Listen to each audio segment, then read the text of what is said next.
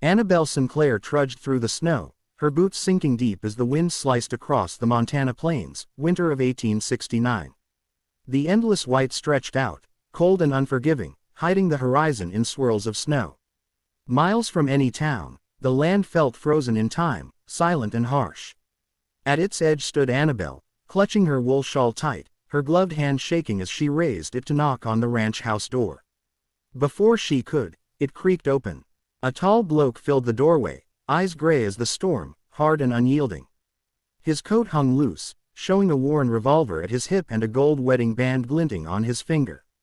Annabelle steadied herself. "I'm Annabelle Sinclair," she said. "Missouri Matrimonial Agency sent me. I'm here to marry a Mr. Carter." The man's jaw tightened. "Name's Colt Rafferty," he said, voice flat. "I didn't order a bride." Wind hit her back like a shove, but she held her ground. "There's gotta be a mix-up," she said. The letter said Red Bluff Ranch. "This is Red Bluff." "Yeah, it is," Colt said, curt. "No Carter here. You've got the wrong place, Miss Sinclair." He started to close the door. "Please," she said, stepping forward. "Storm's coming, and the last stagecoach to Fort Banner's gone. I've got nowhere else." Colt paused, then stepped aside. "Come in." One night, she exhaled, weary and frozen, and stepped inside. The warmth hit like a memory. The house was sparse but sturdy, stone fireplace crackling, rough-hewn furniture, walls heavy with quiet. A child's bonnet hung by a rifle, a wooden horse sat near the hearth, and a dusty portrait of a woman rested on the mantel. Colt followed her gaze. "She passed 3 years ago," he said, stiff. "My wife." Annabelle nodded. "I'm not here to replace anyone," she said softly. "Just got nowhere else to be." He gestured to a spare room. "Sleep there. Tomorrow, I'll take you to Fort Banner." She nodded, too tired to argue. Then soft footsteps stopped them. A small girl, maybe 5, barefoot in a faded blue nightdress, stepped from the shadows. Dark hair fell in messy waves, her eyes wide with something too heavy for a kid.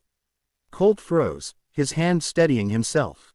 The girl walked straight to Annabelle, grabbed her skirt, and whispered, "God finally sent you to us." The room went dead quiet. Colt's breath hitched. "Emmy," he said, stepping forward. The girl clung tighter to Annabelle, silent now.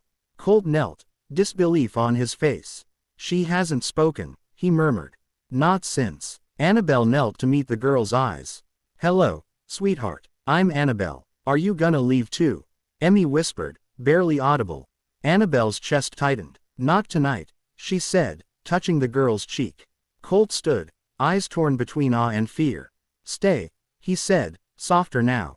"Till the storm passes." Annabelle nodded, but she knew, she was already in the storm. The blizzard didn't let up, burying the land in white. Colt said she could stay a few more days till the weather cleared, not kindly, but not harsh either.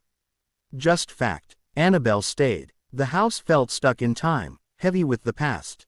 The woman's portrait on the mantel watched over them, her smile faint, frame dusty.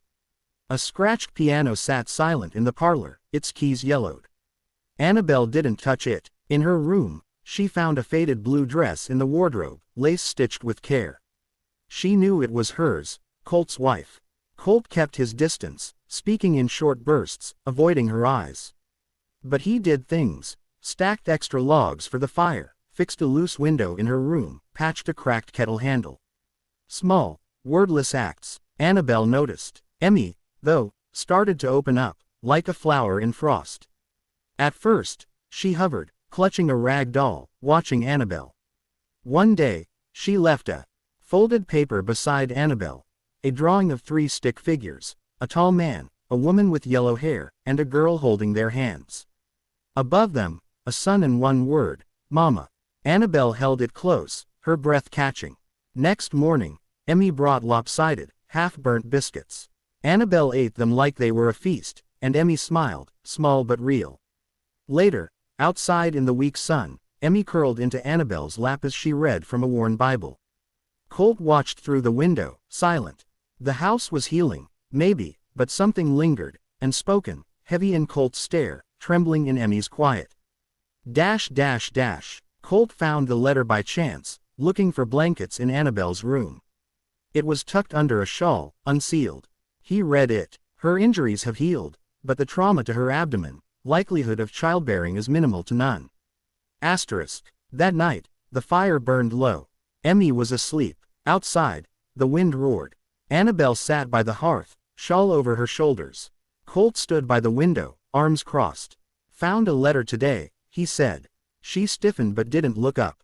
You read it. I did. Silence hung heavy. She turned to him, eyes raw with shame and fear. I was a nurse, she said, voice low.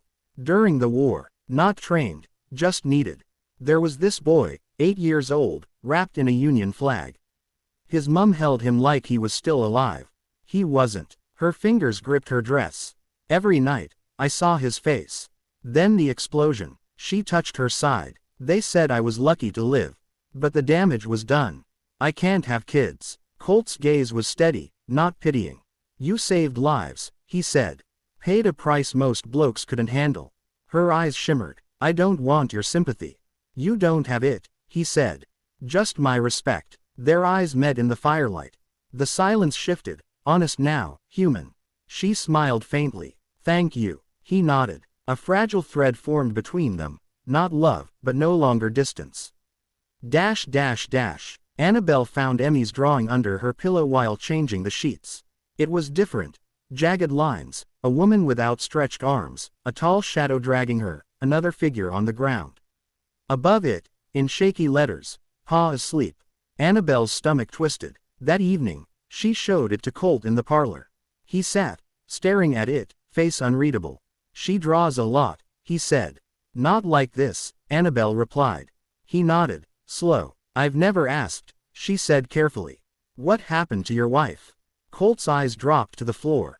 I was drunk, he said, voice heavy. We'd argued. Don't even remember why. She went upstairs with Emmy. I stayed by the fire, drank too much. Woke up with blood on my shirt, on the floor by the back door. She was gone. Her coat too. He rubbed his temples. Sheriff came, asked questions. No body, no note. They called it a disappearance.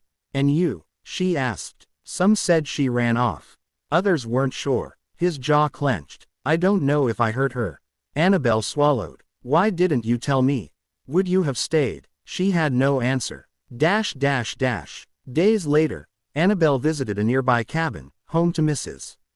Hargrove, a half-blind widow with a sharp tongue. She told Annabelle she'd heard a scream that night, midnight, but didn't investigate.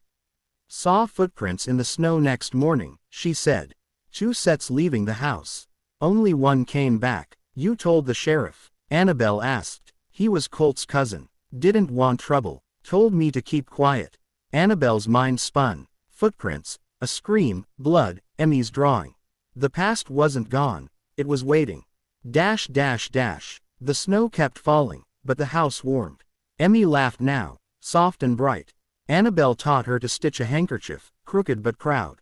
Colt watched, his edges softening. One day, he took Emmy to ride a gentle mare named Lark, guiding her carefully. Annabelle watched, smiling. She trusts you, she told him later. Colt brushed snow from Emmy's cap. Guess she knows who's worth trusting. That night, a blizzard raged. Annabelle stepped outside for a bucket, underdressed in just a shawl. Colt followed, draping his coat over her shoulders. You'll freeze, he murmured.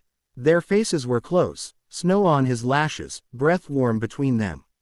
His hands lingered, adjusting the collar. Thank you, she whispered. Inside, by the fire, Colt spoke suddenly. Met her at a fair.